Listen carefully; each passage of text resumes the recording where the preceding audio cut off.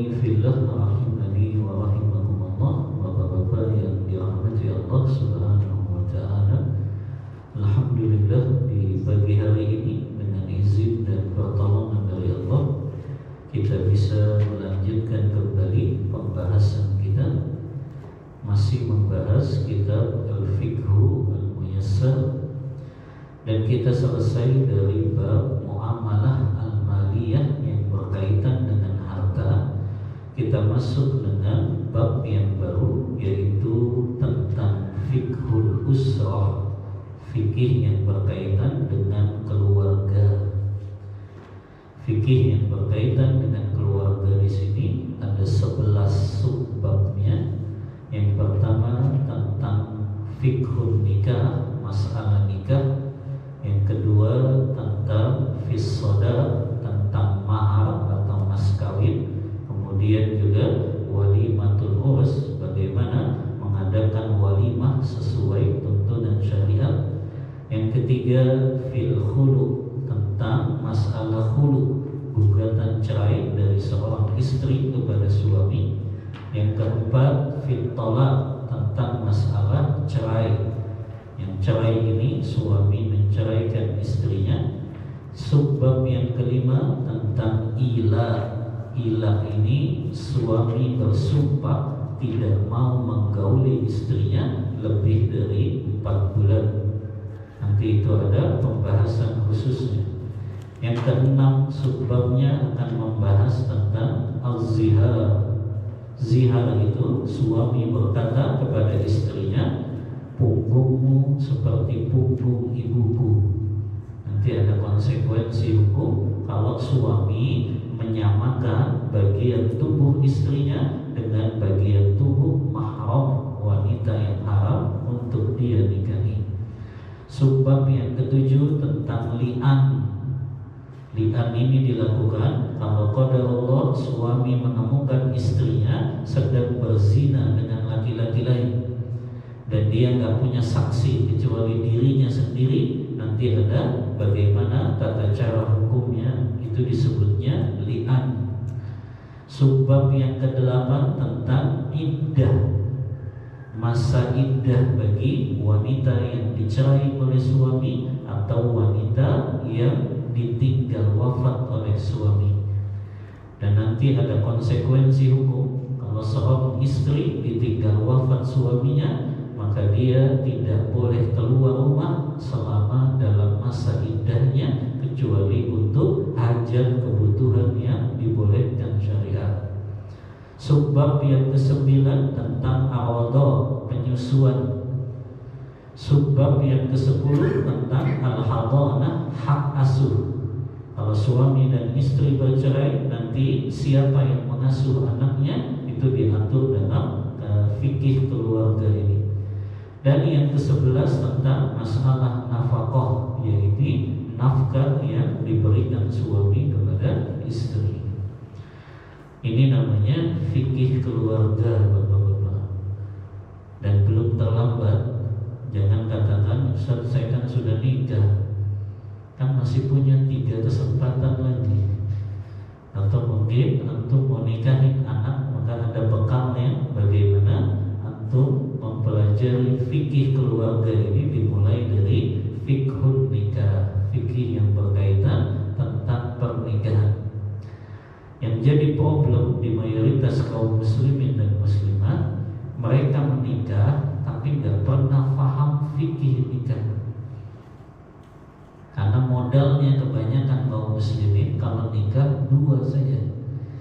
Yang pertama modalnya cinta, yang kedua modalnya kerja. Tapi nggak punya ilmu dalam membangun keluarga. Nah, di fikih keluarga ini ada 3 pembahasan. Yang pertama, bagaimana membangun keluarga. Yang kedua, bagaimana mengelola konflik dalam rumah tangga. Yang ketiga, kalaupun harus bubar, apakah itu dengan perceraian dan juga ditinggal wafat, maka tetap aturan syariat mengaturnya. Nah, ini yang akan kita pelajari dalam fikih keluarga ini. Dimulai dari subbab yang pertama, yaitu babun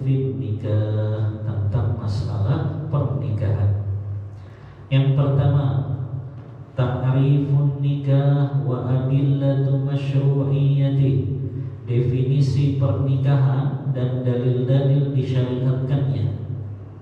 An-nikahu lughatan, nikah secara bahasa maknanya ad-dhammu wal jam'u wat tadakhulu. Yang pertama menggabungkan, ini makna dari pernikahan ya. Yang kedua menyatukan, yang ketiga mencampuri. Ini makna nikah secara bahasa. Adapun secara syariat, makna nikah adalah aqdun yatadammanu ibahat istimta'i kulla min zawjaini bil akhari ala wajhil masyru'. Suatu akad yang di dalamnya terkandung kebolehan untuk berhubungan badan antara pasangan suami istri sesuai dengan tuntunan syariat. Jadi nikah ini menghalalkan salah satu hubungan yang asalnya haram, maka kita boleh untuk berhubungan setelah pernikahan, yaitu hubungan badan kita. Yang kedua, dalil-dalil disyariatkannya nikah.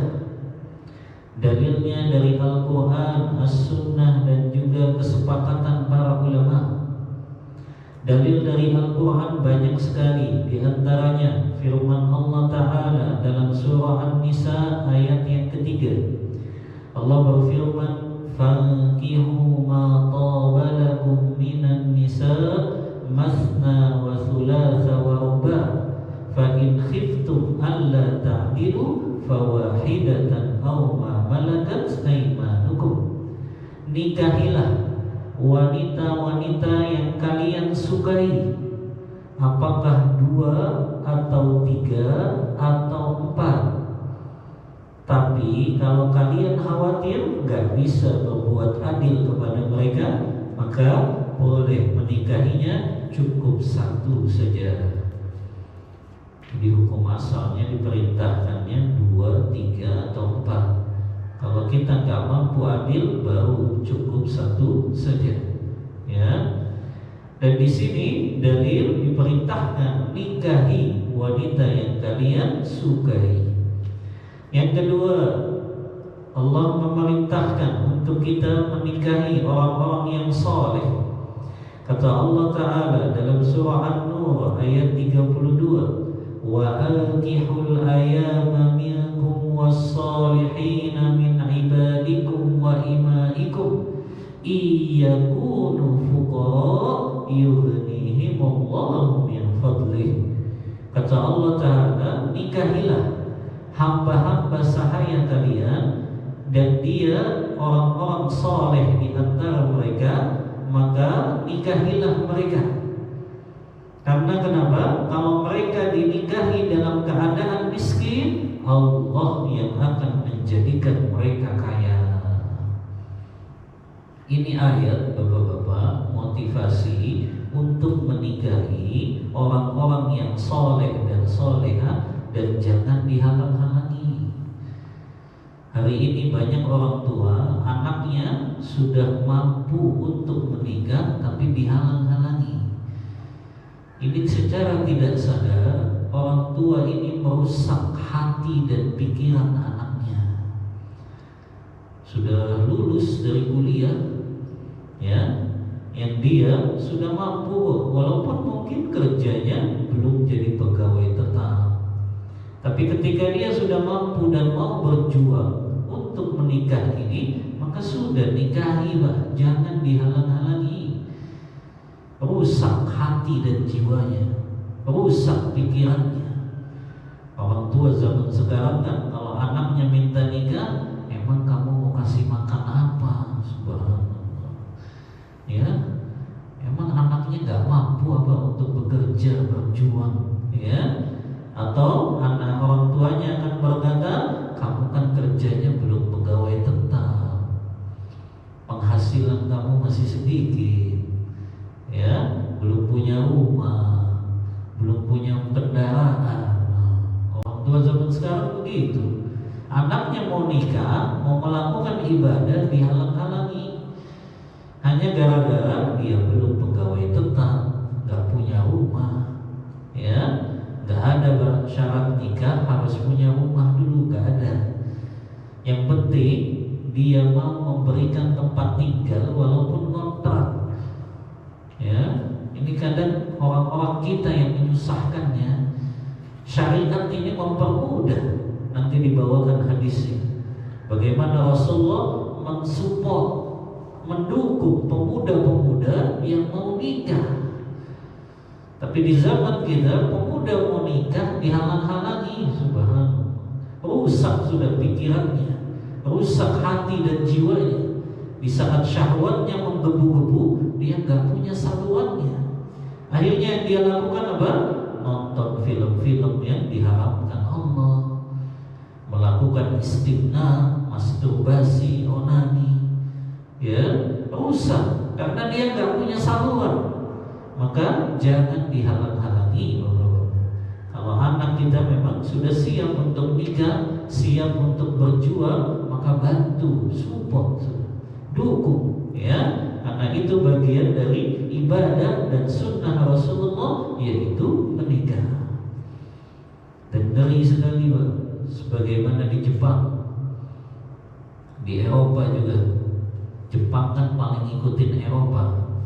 Negara Asia yang paling ikutin Eropa itu kan Jepang. Jepang itu penduduknya banyak yang gak mau nikah. Efeknya apa? Diprediksi oleh para ahli, ya, dalam bidang kependudukan sekitar 2050, kalau ini masih berlaku bagi orang-orang Jepang, mereka gak mau nikah, gak mau punya anak, maka mereka akan punah penduduk asli Jepangnya, karena gak punya keturunan. Ya, di bulan Desember 2023 saja pemerintah Jepang membagikan rumah-rumah yang ditinggal para penghuninya. Jadi orang yang sudah tua, gak punya keturunan, meninggal, rumahnya jadi milik siapa? Milik negara. Negara bagiin ke masyarakatnya. Ya, kalau rumahnya cuma puluhan, mungkin mudah ngurusnya. Ini sampai ratusan ribu rumah yang ditinggalkan oleh penduduknya karena nggak punya keturunan. Kasihan sekali, hidup tanpa panduan wahyu dari Allah. Nggak mau nikah, nggak mau punya anak. Ya, karena mereka nggak mau susah, makanya kasihan. Orang Jepang itu mereka dalam keadaan tua sendirian, nggak ada yang ngurus, nggak punya keturunan, bukan kasihan sekali. Nah inilah orang kalau menyelisihi sunnah Rasulullah, kasihan hidupnya sendirian sampai masa tuanya. Ketika dia meninggal pun sudah nggak ada anak-anak yang doain dia, apalagi orang kafir, ya. Tapi beda dalam konsep Islam, justru kita diperintahkan nikah dan diperintahkan punya anak. Ya, karena kenapa? Anak itu yang akan terus mendoakan kita setelah kita wafat dari dunia ini. Nah ini ya, Allah janjikan Bapak-bapak, kalau kita nikahi itu orang yang soleh dalam keadaan miskin, Allah yang akan menjadikan mereka kaya. Ini janji Allah. Makanya Umar bin Khattab ketika menafsirkan ayat ini, kata Umar, ajaban liman la yaltamisul ghina minan nikah. Kemudian beliau bacakan ayat ini. Kata Umar bin Khattab, sungguh mengherankan orang yang tidak mencari kekayaan melalui jalan pernikahan, karena Allah katakan iyakunu fuqara yughnihumullahu min fadlih. Kalau mereka dinikahi dalam keadaan miskin, Allah yang akan menjadikan mereka kaya. Ini surah An-Nur ayat 32, ini motivasi, ya, bagi mereka yang belum menikah, nikahi, karena jalan kekayaan diantaranya dengan melalui pernikahan. Ya, coba aja bapak-bapak lihat dalam kehidupan nyata kita. Dulu bapak sebelum nikah mungkin gak semapan sekarang kan? Ya, apalagi punya anak satu beda rezekinya, punya anak dua ditambah lagi, punya anak tiga ditambah lagi. Ya, nah ini kan yang harusnya dipahami oleh kaum muslimin, bukan berarti mereka kalau punya anak itu malah susah. Kan hari ini yang ditakut-takutin gitu, kalau banyak anak nanti susah biayainnya. Subhanallah, padahal masing-masing makhluk itu sudah Allah berikan jatah rezekinya masing-masing. Nah ini dalil bahwasannya perintah menikah sangat dianjurkan. Dalil yang kedua, hadis-hadis Rasulullah SAW. Hadis dari sahabat Abdullah bin Mas'ud radhiyallahu anhu.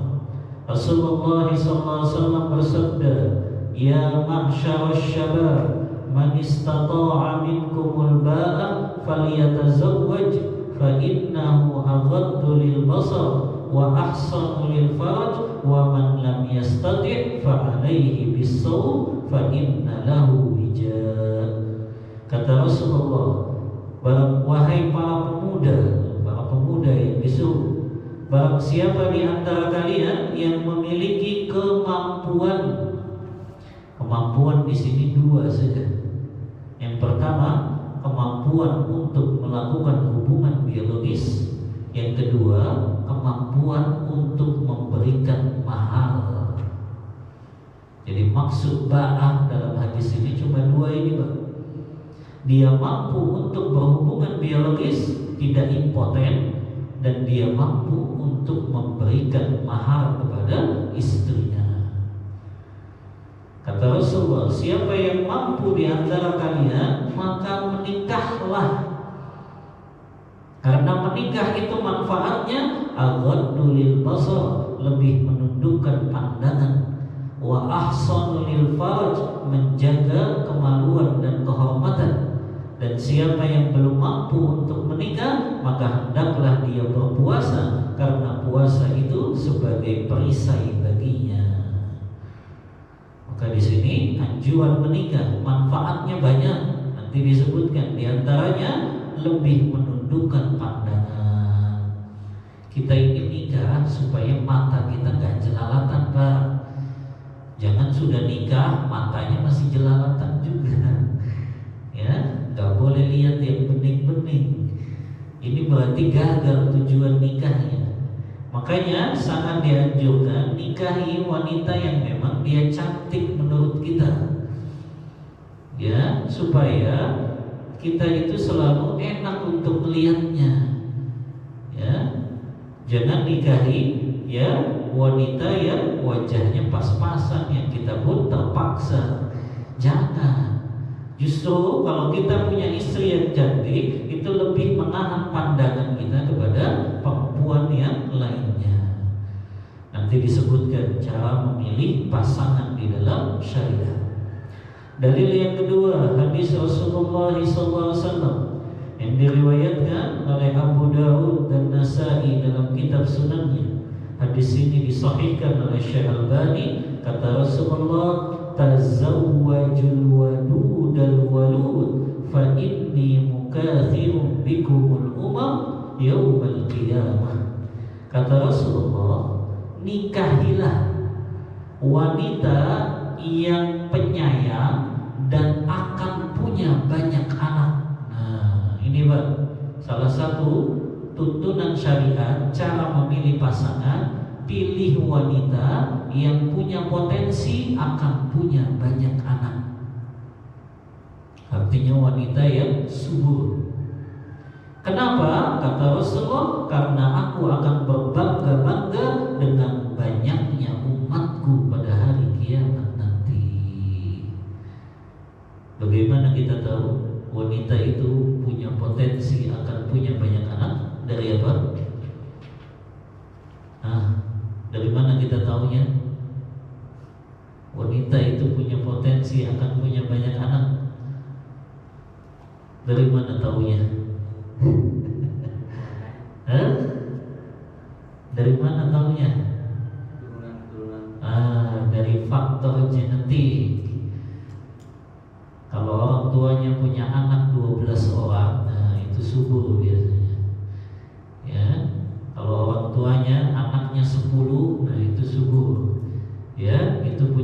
berpotensi akan punya banyak anak. Karena Rasulullah akan berbangga-bangga nanti dengan banyaknya umatnya pada hari kiamat nanti. Makanya Pak, jangan dibatasi. Ya, semakin banyak anak kita, semakin banyak yang doain kita nanti pada hari kiamat. Semakin banyak yang doain kita setelah kita meninggal dunia.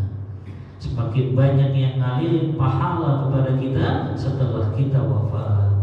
Maka ini diantara keutamaan Rasulullah suruh kita milih wanita yang penyayang dan juga punya potensi akan punya banyak anak. Kemudian yang ketiga, hikmatu fi masyru'iyyatin nikah. Hikmah disyariatkannya pernikahan. Ada beberapa hikmah kenapa Allah syariatkan pernikahan ini. Yang pertama, i'faful furuj, dalam rangka menjaga kemaluan dan kehormatan seseorang. Karena kalau dia melakukan hubungannya sesuai dengan jalan pernikahan, maka ini dinilai ibadah, nggak sia-sia. Makanya nikah itu kan ibadah yang paling panjang sebetulnya. Tapi kita nggak punya persiapan ilmunya kebanyakan. Makanya akhirnya banyak yang kandas di tengah jalan. Akad nikahnya, resepsinya, habisnya miliaran. Tapi usia pernikahannya 1 pekan saja. Kan banyak tuh artis-artis kayak gitu. Nikahannya mewah, miliaran.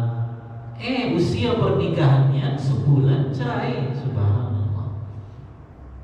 Ya, padahal nikah itu ibadah. Makanya butuh ilmu, Bapak.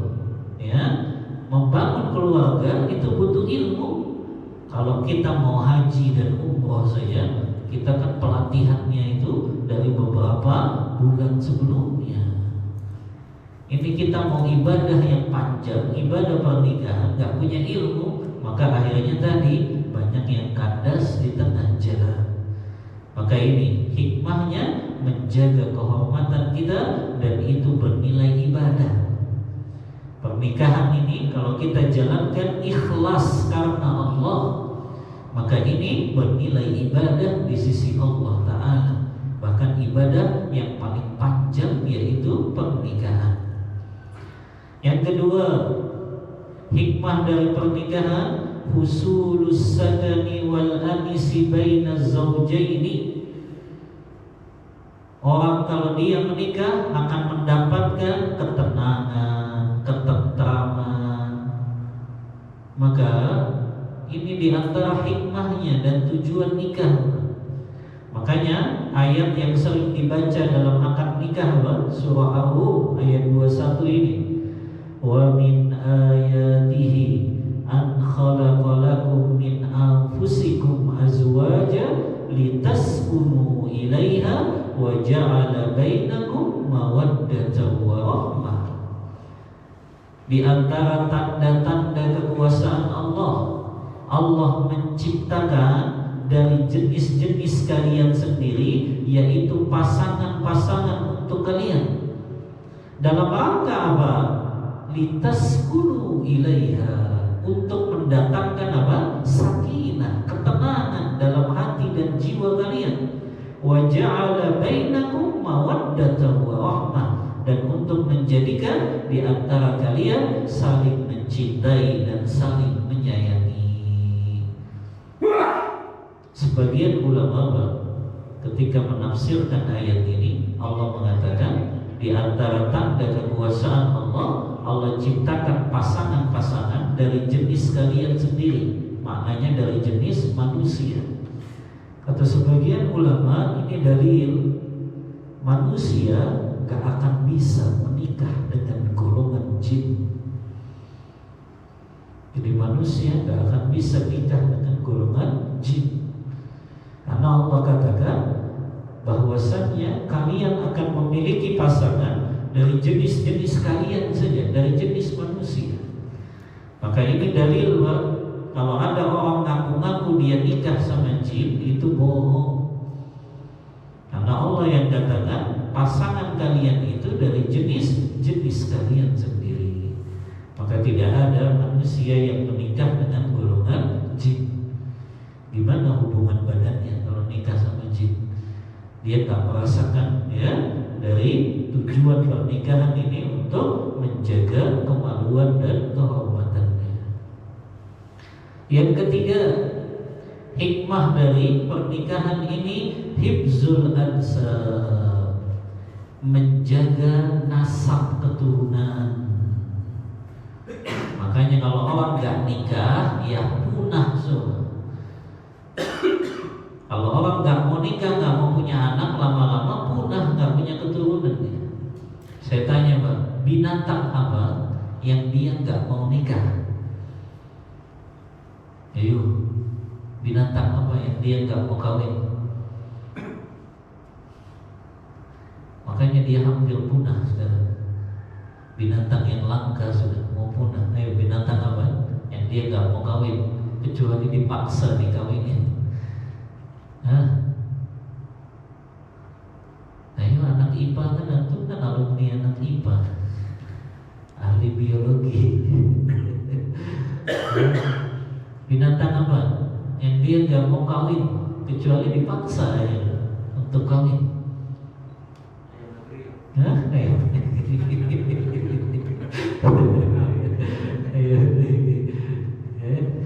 Binatang panda.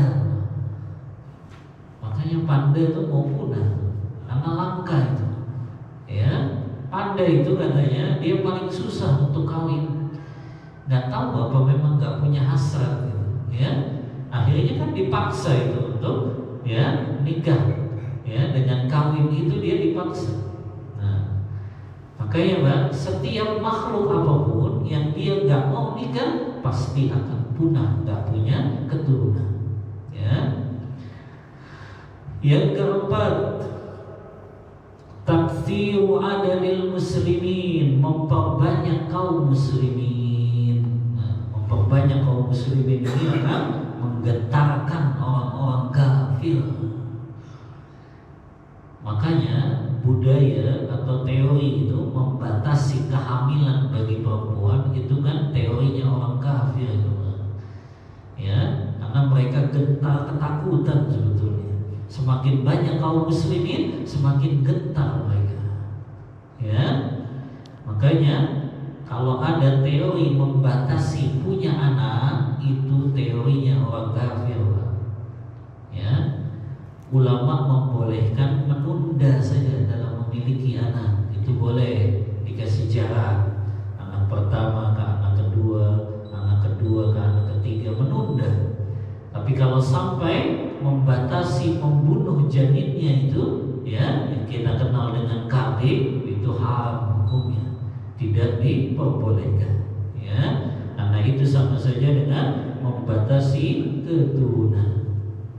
Yang kelima, al-hifazu 'alal akhlaq, menjaga akhlak seorang hamba agar dia tidak terjerumus ke dalam perbuatan zina dan hubungan-hubungan yang haram. Ini Pak, 5 hikmah kenapa disyariatkan nikah. Jangan sampai seseorang dia nggak mau nikah tapi akhirnya zina, melakukan hubungan yang haram. Padahal Allah sudah syariatkan ini nikah solusinya. Makanya tadi jangan dihalang-halangi Pak. Kalau anak kita memang sudah punya kemampuan untuk nikah, nikahi sudah. Jangan rusak apa?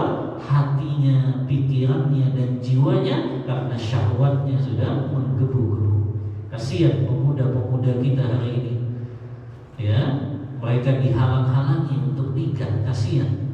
Padahal mereka sudah sangat menggebu-gebu hasratnya, syahwatnya, tapi dihalang-halangi oleh orang tuanya dengan berbagai alasan-alasan yang tidak syar'i tadi. Belum punya pekerjaan tetap lah, belum punya rumah lah, belum punya kendaraan lah. Ini alasan-alasan yang tidak syar'i. Jangan sampai kita rusak hati, jiwa dan pikiran anak kita dengan kita halang-halangi mereka untuk menikah. Ya. Ini pembahasan yang kedua. Al-mas'alatu tsalitsa, masalah yang ketiga. Hukmun nikah wa ikhtiyaruz zaujah. Hukum pernikahan dan tata cara memilih pasangan sesuai syariat. Hukum nikah di sini ada 3. Walaupun hukum asalnya pernikahan sunnah, sangat dianjurkan. Tapi ulama mengatakan bisa berbeda sesuai dengan kondisi orang tersebut. Awalan, yang pertama, hukum nikah itu bisa wajib. Kapan hukum nikah itu wajib? Ketika orang tersebut sudah mampu untuk menikah dan dia takut dirinya akan jatuh ke dalam perbuatan zina. Kalau dia sudah mampu secara biologis, dia mampu secara finansial, dia mampu, dan dia takut kalau dia nggak nikah akan zina, maka hukum nikah baginya wajib. Yang kedua, hukumnya sunnah. Apabila seseorang syahwatnya itu dia sudah menggebu, tapi dia mampu untuk menahannya dan tidak akan terjerumus dalam zina, dan dia mampu untuk melaksanakan pernikahan tersebut, maka ini hukumnya anjuran dan sunnah saja. Yang ketiga, hukumnya makruh. Kapan itu hukumnya makruh? Kalau dia ternyata laki-laki yang impoten. Impoten itu apa? Apa artinya impoten? Impoten apa? Hah? Impoten bisa nggak menggauli istrinya? Nggak mampu kan? Ya, impoten, nggak mampu menggauli istrinya. Au kabiron, atau sudah lansia. Hitungan lansia itu dari umur berapa? 70 ya. Au maridon, atau dia sakit parah. Nah ini hukumnya makruh karena dia tidak bisa menunaikan hak pasangannya nanti setelah menikah. Nah ini ada 3 hukum berkaitan dengan pernikahan sesuai kondisi orang tersebut. Kemudian tata cara memilih pasangan sesuai syariat. Nah ini antum bimbing anak antum supaya milihnya sesuai aturan syariat ini. Karena masyarakat kita milih pasangan itu asal-asalan, hanya gara-gara ketemu di busway, ketemu di media sosial, ketemu di WA. Nah, ini tata cara yang tidak syar'i. Maka ajari anak kita atau antum kalau mau cari menantu sesuai dengan aturan syariat ini cara memilihnya, biar tahu bahwasannya ternyata ulama fikih membahasnya bagaimana tata cara memilih pasangan sesuai syariat. Ada 3 caranya. Yang pertama, yusannu nikahul mar'ati dzatad dini wal afafi wal asli thayyib wal hasabi wal jamal.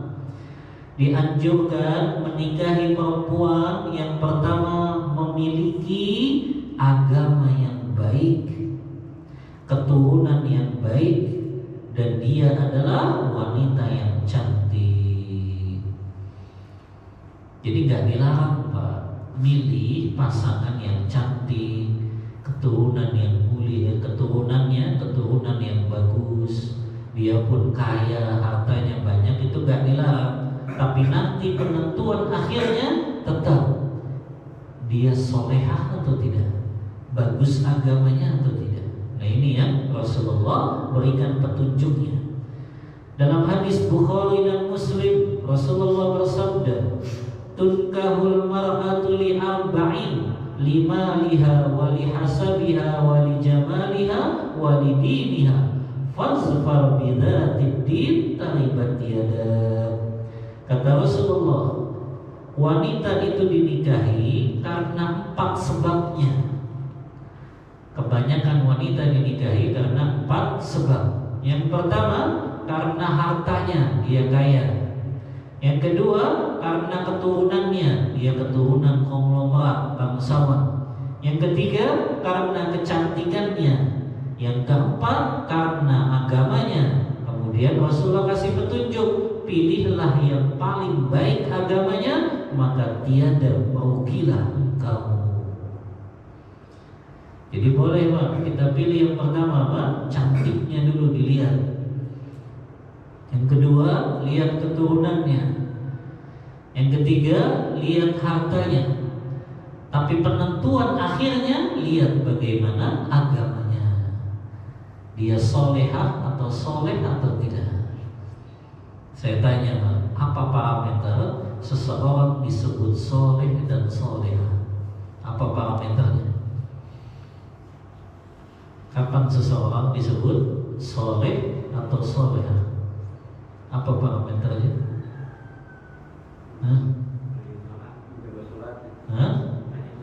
Rajin sholat. Rajin sholat, kalau rajin ke dukun juga gimana? Ya, rajin sholat tapi rajin ke dukun juga ya. Nggak soleh jadi. Apa ukurannya? Ayo antum nanti mau cari menantu gimana? Ya, parameternya apa? Wanita itu soleh atau soleha? Apa parameternya? Ukurannya apa? Standarnya kayak gimana? Dia disebut soleh atau soleha? Gimana antum nih mau cari menantu nanti pengennya yang soleha tapi nggak tahu gimana ukurannya? Ukurannya dua Pak, soleh dan solehah itu.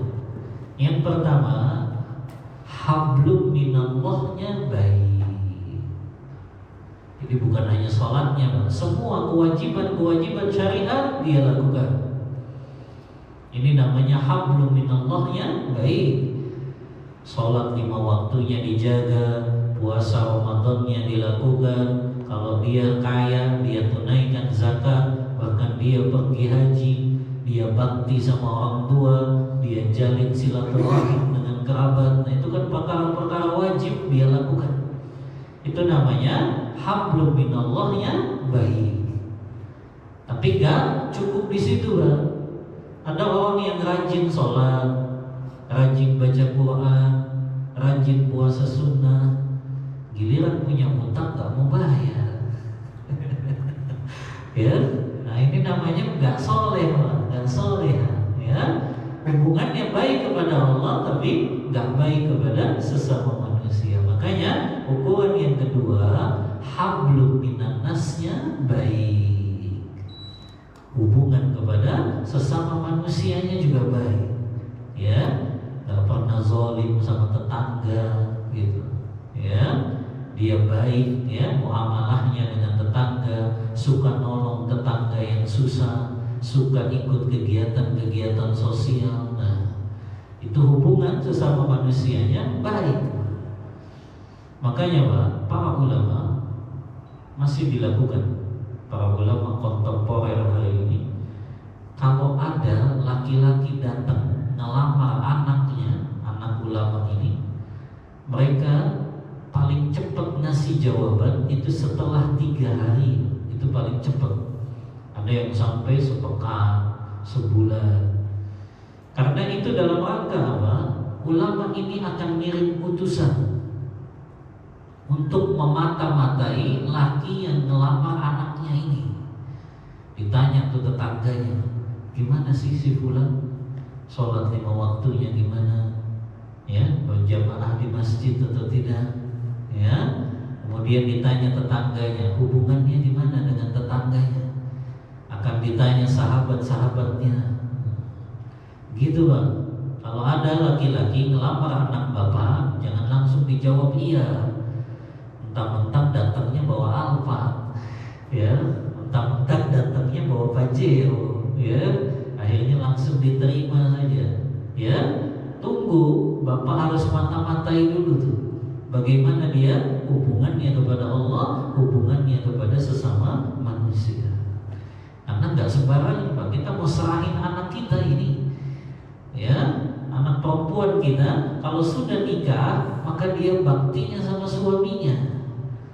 Ya, tidak lagi menjadi tanggung jawab orang tuanya.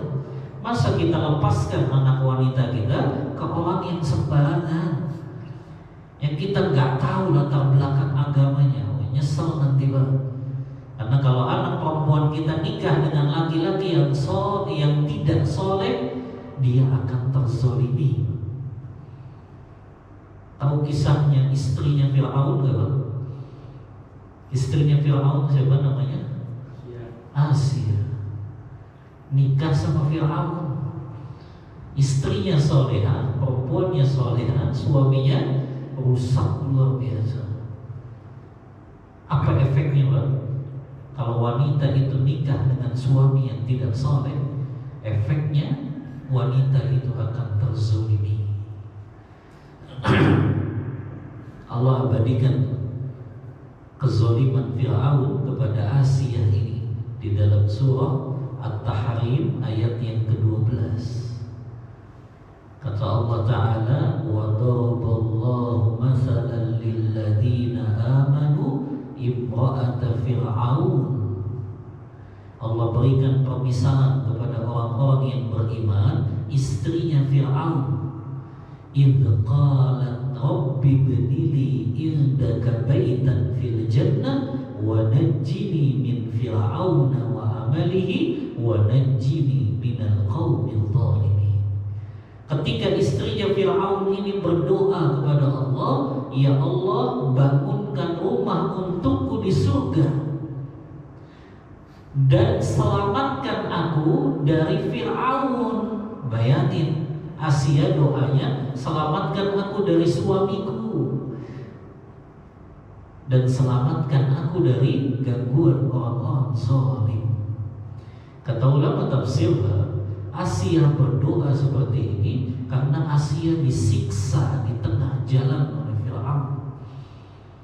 Ya, disiksa, diseret ke tengah jalan di hadapan kaumnya, itu Asia dipukuli oleh Fir'aun. Makanya doanya kayak gitu. Ya, ya Allah, bangunkan aku rumah di surga, selamatkan aku dari suamiku. Bayangin Mbak, ada seorang istri doanya, ya Allah, selamatkan aku dari suamiku. Itu zolimnya sudah luar biasa Mbak. Kalau ada istri doanya kayak gitu. Sekali-kali bapak duduk sama istrinya, tanya ke istrinya, "Ma, pernah nggak doa seperti doanya istrinya Fir'aun?" Ya, kalau ternyata pernah, berarti suaminya zolimnya sudah luar biasa itu. Bayangin ada seorang istri doanya, ya Allah, selamatkan aku dari suamiku, ya Allah. Itu kan zolimnya sudah luar biasa itu. Ya, maka jangan sampai Pak, kita lepaskan anak perempuan kita kepada laki-laki yang kita belum tahu latar belakang agamanya. Maka kalau ada laki-laki datang ngelamar Pak, jangan langsung diterima. Apakah dia datang ke rumah kita bawa Alphard kan, bawa Pajero kan, rekeningnya banyak kan, dia pengusaha kan, jangan langsung diterima dulu. Ya, telusuri dulu orang ini, bagaimana hubungannya kepada Allah, bagaimana hubungannya kepada sesama manusia. Ya. Nah, ini yang pertama Pak, pilih pasangan yang soleh dan solehah. Rasulullah jamin tidak akan merugikan kalian. Yang kedua, tata cara memilih pasangan dalam syariat, yusannu ikhtiyaru zaujatil walud. Sangat dianjurkan memilih pasangan yang punya potensi akan punya anak yang banyak. Nah tadi, wanita yang subur, sebagaimana sabda Rasulullah tadi dalam hadis riwayat Abu Daud, tazawwajul wadudal walud, nikahilah perempuan yang penyayang dan akan punya banyak anak. Fa inni mukatsirum bikumul umam yaumal qiyamah, karena aku akan berbangga-bangga dengan banyaknya umatku pada hari kiamat nanti. Ini yang kedua, tata cara pilih pasangan, pilih wanita yang punya potensi akan punya banyak anak. Caranya tadi ya, lihat faktor genetiknya. Yang ketiga, yusannu ikhtiyarul bikr, dianjurkan memilih pasangan yang masih gadis. Ini hukum asalnya, Pak. Kalau kita milih pasangan yang masih gadis, sebagaimana sabda Rasulullah kepada Jabir bin Abdullah. Jabir bin Abdullah sudah menikah dan dia kabarkan kepada Rasulullah. Kemudian Rasulullah tanya, "Fahalla thayyiban aw bikron?" Yang kau nikahi janda atau gadis? Kata Jabir, "Thayyib ya Rasulullah, yang aku nikahi janda." Maka Rasulullah berkata, "Fahalla bikron tulaibuha wa tulaibuka." Kenapa engkau gak pilih pasangan yang gadis, supaya dia bisa bermain-main denganmu dan juga kamu bisa bermain-main dengannya? Maka di sini, Pak, hukum asalnya anjuran memilih gadis, kecuali kata ulama ada maslahat yang lebih besar.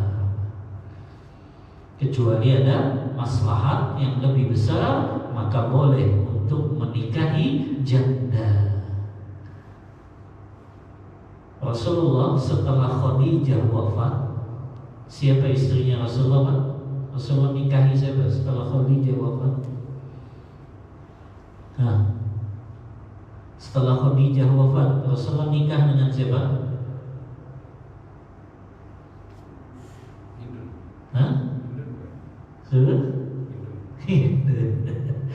Hindun mah istrinya Abu Lahab gitu. Nikah dengan siapa? Bukan. Ternyata Rasulullah nikahnya setelah Khadijah wafat dengan janda juga, Saudah binti Zam'ah, yang usianya ulama sirah nabawiyah mengatakan sekitar 54 tahun, sebagian lagi mengatakan 60 tahun. Bayangin Rasulullah nikahi wanita yang janda tua. Tapi ini satu-satunya janda yang usianya tua yang dinikahi oleh Rasulullah. Adapun istri-istri beliau yang lain walaupun janda, tapi jandanya masih muda. Nah, sering Anda sampaikan ini ke kajian-kajian ummahat para akhwat. Kadang kan mereka pakai emosi. Kalau suaminya mau poligami, nikah sana sama janda tua gitu. Padahal istri-istri Rasulullah secara data, Pak, ya, kita bicara data, ternyata walaupun janda, usia mereka masih muda. Hafsah itu dinikahi Rasulullah, janda, Pak, usianya masih 21 tahun. Janda 21 tahun. Pernah lihat janda 21 tahun? Nggak boleh, ya. Artinya kan masih muda, ya. Kemudian juga Zainab binti Jahsy itu muda. Jadi janda yang tua hanya Saudah saja. Kenapa Rasulullah nikahnya sama janda ini? Karena janda ini dia bisa mengurus anak, dan anaknya Rasulullah semuanya dari Khadijah, 6 itu, ya. Siapa anaknya Rasulullah? Abdullah, Qasim, kemudian Zainab, Ummu Kulsum, Ruqayyah, dan Fatimah. 6 ini semuanya berasal dari siapa? Khadijah. Setelah Khadijah wafat, ada sebagian anak-anak Rasulullah yang masih kecil. Kalau nikahin langsung dengan Aisyah yang masih gadis, nggak bisa ngurus anak, nggak punya pengalaman. Makanya ada kemaslahatan yang lebih besar. Rasulullah nikahinnya siapa? Janda Saudah, karena untuk mengurus anak-anak beliau. Nah ini, Pak, kenapa boleh nikah dengan janda kalau memang ada kemaslahatan yang lebih besar, ya. Jadi jangan dilihatnya, oh ini janda kaya, jangan. Tapi Tapi dilihatnya hukum asalnya menikahi gadis, kecuali tadi ada kemaslahatan yang lebih besar. Apakah dia janda yang sedang kesusahan, punya anak banyak, dan kita mau bantu dia, kemudian kita nikahi, nah itu boleh, karena ada kemaslahatan yang jauh lebih besar. Adapun hukum asalnya tetap menikahi gadis, ya. Baik, 3 ini Pak, cara memilih pasangan. Pilih wanita yang solehah, yang kedua yang punya banyak anak potensinya, yang ketiga pilih yang masih gadis, kecuali ada kemaslahatan yang lebih besar baru kita pilih janda, ya. Baik, waktunya sudah habis Pak ya. Kita bahas di pertemuan selanjutnya tentang masalah khitbah ini. Adab-adab ketika melamar dan mengadakan walimah yang syar'i, bagaimana tata caranya, kita bahas di pertemuan selanjutnya insyaallah biiznillah taala. Allah taala a'lam bissawab. Untuk materi dan mencukupkan, kita buka diskusi dan tanya jawab. Wassallallahu ala nabiyyina Muhammadin wa ala alihi wa sahbihi wasallam. Tafadhal yang punya pertanyaan. Nah, silakan Pak Budi. Waalaikumsalam warahmatullahi wabarakatuh. Ideal firman Allah menyebutkan, maka nikahilah wanita-wanita lain yang kalian senangi 2, 3, 4 dan seterusnya. Konteks budak-budak yang kalian miliki itu kenapa bisa seolah-olah kan begini, maka nikahilah wanita-wanita lain. Terus di kalimat berikutnya, kemudian jika kalian takut tidak dapat berlaku adil, maka nikahilah seorang gadis atau budak-budak yang kalian. Seolah ini ada membedakan posisi budak-budak yang kalian miliki dengan remaja lain tadi. Apakah memang ada perbedaan menikahi wanita-wanita lain, wanita-wanita tapi yang budak? Karena seolah ini wanita-wanita tapi budak ini tidak termasuk wanita-wanita lain di kalimat yang pertama. Iya, itu saja. Terus yang kedua, dalam metode KB apakah ada yang tawaran menurut kalian? Nah, kalau tadi sudah jelaskan, kalau menunda itu boleh mengatur. Tapi dalam prosesnya kan KB itu apakah ada hal yang menyelisih syariat? baik, iya. Jazakallahu khairan, pertanyaan yang bermanfaat, ya. Yang pertama, firman Allah Ta'ala, ya, surah An-Nisa tadi ya, ayat 3. Fankihu ma taba lakum minan nisa. Nikahilah wanita-wanita yang kalian sukai, 2, 3 dan 4. Tapi kalau kalian gak mampu, takut gak bisa berbuat adil, maka nikahilah 1 saja, atau hamba sahaya di antara kalian, ya. Wanita yang merdeka itu beda Pak dengan hamba sahaya. Hamba sahaya itu kan budak statusnya, maka dia bukan orang yang merdeka. Itu perbedaannya. Adapun wanita-wanita yang merdeka nggak bisa disamakan dengan budak, ya. Yang kedua, budak itu bisa diperjualbelikan, ya. Budak itu bisa diperjualbelikan. Makanya sebetulnya nggak layak seorang mukmin menikahi budak, ya. Karena yang satu merdeka, yang satu dia budak, kecuali budak itu sudah dimerdekakan. Ya, kalau budak itu sudah dimerdekakan baru layak kita. Orang merdeka menikah dengan orang yang merdeka. Adapun orang merdeka nikahin budak itu nggak layak. Ya, kalau istilahnya ulama tidak sekufu. tidak setaraf gitu. Nanti akan konflik yang muncul, ya. Kalau menikahnya itu tidak sekufu, tidak setaraf. Makanya di sini yang dimaksud, nikahilah wanita-wanita kalian atau hamba sahaya di antara kalian yang kalian miliki. Hukum asalnya boleh, tapi tidak dianjurkan kalau itu statusnya masih budak, kecuali dia sudah dimerdekakan, ya.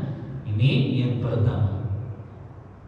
Yang kedua, KB itu kan ada dua, yang Anda tahu ya, dengan keterbatasan ilmu yang Anda miliki. Ada yang memang untuk menunda saja, memberi jarak. Ada yang memang sudah betul-betul mematikan, istilahnya dunia kedokteran, disterilkan. Ya, yang haram itu yang disterilkan.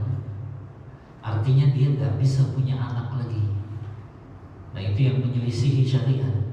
Ya, karena kalau dia sudah disterilkan, dimatikan sudah janinnya, dia nggak bisa punya anak, itu sama saja membunuh janin yang harusnya dia hidup dalam perut perempuan tersebut.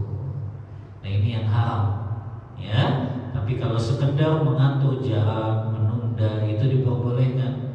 Tapi kalau sampai disterilkan, betul-betul gak punya anak, ini yang diharapkan oleh syariat tadi. Makanya Allah sindir itu dalam firman-Nya, wala taqtulu auladakum khasyata imlaq, nahnu narzuqukum. Jangan kalian bunuh anak-anak kalian karena kalian takut miskin. Kalian takut gak bisa ngasih makan mereka. Itu Allah sudah jelaskan. Itu kan tradisinya orang jahiliyah juga. Mereka bunuh anak-anak mereka karena takut miskin, gak bisa ngasih makan. Masa kita mau kembali lagi ke pemikiran jahiliyah, ya, yang akhirnya dibatasi anaknya karena takut tadi. Nanti gimana makannya, nanti gimana pendidikannya, nanti gimana biaya hidupnya, subhanallah. Ya, makanya gak layak seorang mukmin dia takut punya anak banyak, ya, karena dia yakin bahwa setiap anak yang lahir sudah ada rezekinya masing-masing. Coba Bapak bedain, punya anak pertama dengan punya anak kedua, banyakan mana rezekinya? Punya anak kedua. Punya anak kedua dengan anak ketiga, lebih banyak mana rezekinya? Setelah punya anak ketiga kan? Artinya memang sudah Allah tetapkan kok rezekinya masing-masing, maka nggak perlu takut kalau kita punya anak. Begitu Bapak. Wallahu ta'ala a'lam bis-shawab. Tafadhal. Kalau ada yang lain. Nah, silakan. Saya baca-baca ini ada Quran surat An-Nur ayat 26. Ya. Wanita-wanita yang tidak baik untuk laki-laki yang tidak baik. Dan laki-laki yang tidak baik adalah untuk wanita yang tidak baik pula. Nah. Berarti jodoh yang kita ini berarti seumuran kita kali ya. Terus yang kedua itu yang surat Al-Baqarah ayat 216. Boleh jadi kamu membenci sesuatu padahal ia amat baik bagimu, dan boleh jadi pula kamu menyukai sesuatu padahal ia amat Buruk untuk baik dan kamu tidak mengetahui gitu. Mungkin dari dua ayat itu maknanya gimana gitu? Taib. Iya. Jazakallah khair. Pertanyaan yang bermanfaatnya. Surah An-Nur. At-tayyibatu lit-tayyibin wat-tayyibuna lit-tayyibat. Laki-laki yang baik untuk perempuan yang baik, perempuan yang baik untuk laki-laki yang baik. Ayat ini bicara tentang keumuman. Makanya kita disuruh memantaskan diri kita. Kalau kita ingin dapat perempuan yang baik, maka jadikan diri kita baik dulu. Kalau kita ingin dapat perempuan yang solehah, maka berarti solehkan diri kita terlebih dahulu. Karena kita akan mendapatkan sesuai dengan apa yang ada pada diri kita. Kitanya masih rusak, sholat 5 waktu bolong-bolong, puasa Ramadan juga bolong. Pengen dapatnya wanita yang hafal Quran. Ya, maka ini gak akan. Karena kenapa? Secara keumuman, kebanyakan gak akan mungkin seperti itu. Nah, Nah, Allah sebutkan dalam ayat ini, kalau kalian mau dapat wanita yang soleha, berarti kaliannya harus soleh dulu. Kalau wanita itu ingin mendapatkan laki-laki yang soleh, maka dia pun harus wanita yang solehah dulu, begitu. Nah, ini secara keumuman saja, kebanyakannya. Walaupun mungkin ada, tapi itu kecil jumlahnya. Kita dapati, oh ini laki-lakinya rusak tapi dapat wanita soleha, itu mungkin ada, dan itu ada hikmah. Mungkin dengan dia nikah dengan wanita soleha ini, dia berubah jadi orang yang soleh. Tapi hukum asalnya, Pak, tetap kita pantaskan diri kita dulu. Kalau kita mau dapat perempuan yang soleha, maka solehkan diri kita terlebih dahulu. Itu maknanya, ya, bahwa kebanyakan secara umum yang berlaku seperti itu. Wanita soleha akan dapat laki-laki yang soleh, laki-laki yang soleh akan dapat wanita yang soleha. Atau sebaliknya, laki-laki yang tidak soleh dia akan dapat perempuan yang tidak soleha juga. Tapi ini secara keumuman yang berlaku, ya. Yang kedua, kalau berkaitan dengan segala sesuatu yang baik menurut kalian, bisa jadi itu buruk bagi Allah. Ini kan bicara tentang masalah takdir, bahwa segala apa yang Allah tetapkan itu ada kebaikan di baliknya. Maka setiap yang Allah tetapkan, ya, apakah itu berkaitan dengan rezeki kita, jodoh kita, kehidupan kita, itu memang ada hikmah di balik itu. Kalau kita sudah terlanjur katakanlah nikahi perempuan yang mungkin dia nggak soleha, maka kewajiban kita sebagai suami mendidik wanita itu agar dia soleha, ya, ajak dia ke majelis ilmu biar dia kenal agama. Karena mustahil orang itu jadi baik kalau dia nggak kenal ilmu agama. Orang itu akan jadi baik ketika dia kenal ilmu agama. Dia tahu hak-haknya itu segala makhluk. Dia tahu haknya orang tua yang wajib dia tunaikan. Dia tahu haknya suami. Dia tahu haknya anak. Dia tahu haknya kerabat. Dia tahu haknya hewan, haknya tumbuh-tumbuhan, sehingga dia gak zolim. Makanya gak akan mungkin orang itu jadi soleh atau soleha kalau dia gak kenal ilmu agama ini. Maka fasilitasi istri kita, dia hadir di majelis ilmu, ya, kita belikan segala sarana yang dia mungkin bisa untuk belajar, belikan buku-buku agama, ya, senantiasa setelkan video-video ceramah asatizah mengingatkan dia tentang hak-hak suami, bagaimana dia bisa menunaikan hak-hak anak juga, ya, bagaimana membangun keluarga yang sakinah, mawaddah, warahmah, kan begitu. Maka apa yang Allah tetapkan hari ini kepada kita itu adalah yang terbaik semua. Maka nggak perlu kita ngeluh, waduh, saya berarti menurut penjelasan Ustadz salah milih pasangan tuh, ya. Maka nggak perlu seperti itu, karena apa yang menurut kita baik, ya, bisa jadi itu buruk untuk kita. Tapi apa yang menurut kita buruk bisa jadi itu baik menurut Allah Ta'ala. Nah, ini berkaitan dengan takdir. Kalau kita sudah memilih, maka itu pilihan yang memang sudah Allah tetapkan, dan itu adalah pilihan yang terbaik. Makanya nggak boleh segala apapun yang menimpa kita, kita harus ridho. Walaupun menurut pandangan mata kita buruk, ya. Kayak kemarin kan, ketika kita ditimpa dengan wabah penyakit COVID, ya, menurut pandangan kita buruk kan, tapi ternyata ada hikmah kebaikan yang begitu banyak, ya. Di antaranya apa? Banyak sekali sekarang, ya, yang mereka justru memiliki kreativitas setelah ditimpa COVID ini, ya. Pembelajaran bisa online kan gitu, ya, lebih enak tuh kalau pembelajaran online, ya. Begitu juga banyak pengusaha-pengusaha yang semakin banyak, ya, dan karena akibat apa? COVID ini, ya. Maka Maka banyak hikmah yang kita nggak tahu. Dari setiap musibah yang menimpa kita pasti ada kebaikan di dalamnya. Walaupun dalam pandangan manusia itu buruk, tapi dalam pandangan Allah semua yang Allah tetapkan itu baik untuk makhluknya. Wallahu ta'ala a'lam bissawab. Ada lagi Pak?